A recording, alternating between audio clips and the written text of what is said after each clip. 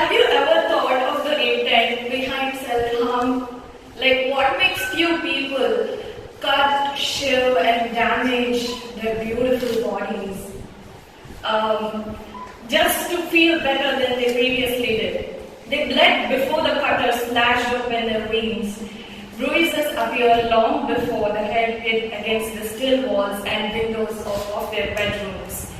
Maybe when those nails dig into your palms, it seems like your torn soul is being sewn into one piece again. It doesn't feel wholesome, but it certainly repairs the damage, if not fully.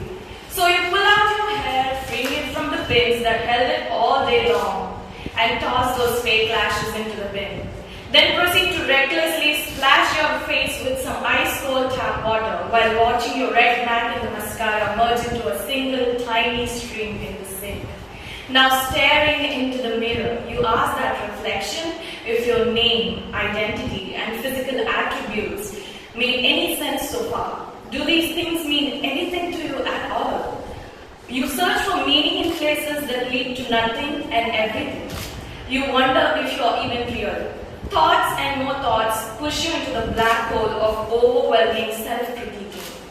You ultimately collapse on the bathroom floor and lay there till the dawn breaks in accompanying the sun rays that peep through the vent, thereby nullifying the faint light of the orange LED that stayed on all night. So a few weeks ago, on a Sunday afternoon, I had this recurring nightmare for 2 hours straight before I woke up from the loud sound of the blender blasting from the kitchen. So it was past breakfast time and lunch was already in the making. I dragged myself to the bathroom and got into the shower. With my eyes closed, I just turned to face the shower, and in that moment, I raised my left leg a little bit higher and it smashed straight onto the nozzle of the tap.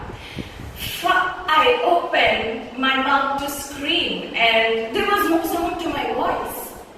The shampoo dripped steadily into my eyes, painting them a hue of watery red. So there I was, standing in the shower with every sprinkle of water stinging my face while the shampoo's formula burned the inside of my eyes. I opened them again only to find out blood drizzling from my injured knee, drop by drop onto the floor. And at that moment, you would think that I would have felt pretty horrible, right? But no, I felt happy. It felt sweet. It felt great to feel something.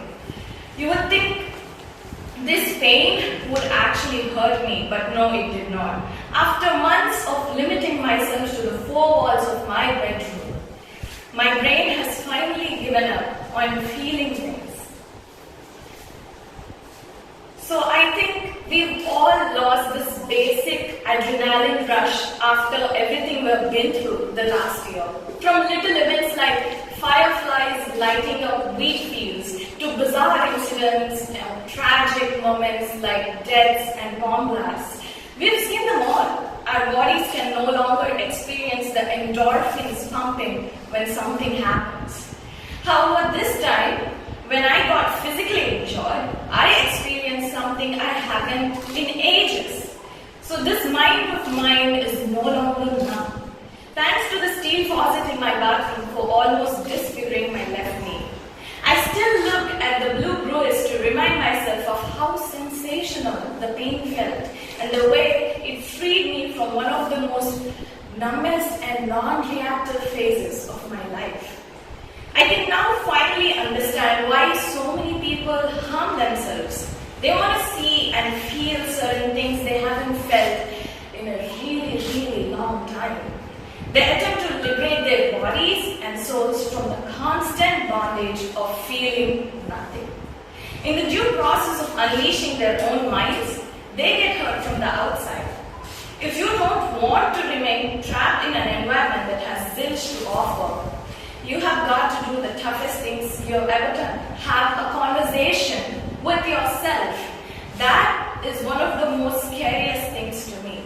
To figure out what I really want. To spend time with my loved ones and to laugh at my own dad jokes. And most importantly, take time for just myself. And if you don't want to actually stay trapped in your own body, you should let your mind speak. Eliminate that void in your soul by trying to surprise yourself, even if it's by ticking off the tiniest things on your to-do list. I go on long walks at 4 a.m. in the morning. It's so spontaneous. I cook and make pasta for myself. I eat those burnt cookies, even if they taste extremely horrible. All these things actually bring me a little happiness. I have adopted this draper I've been admiring from so long since I've moved into my new apartment. So now I have a cute company to pass time with. It's a very slow process dealing with yourself, and it takes up so much time and your effort, but believe me, once you get hold of it and understand what really mobilizes you, you'll develop a newfound appreciation for yourself and the life you're bestowed with. Thank you very much. And by the way, I write a lot, but this is my very first open mic besides.